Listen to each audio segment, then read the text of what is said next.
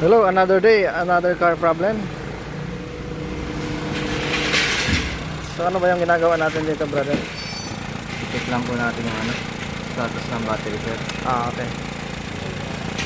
So, problema is battery. Ganda yung ano man tawag dyan? Battery test. Analyzer? Yeah, nice.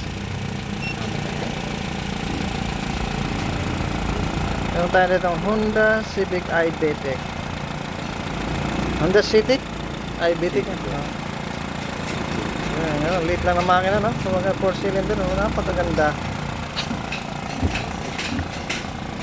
Ayan, ganda. Ha?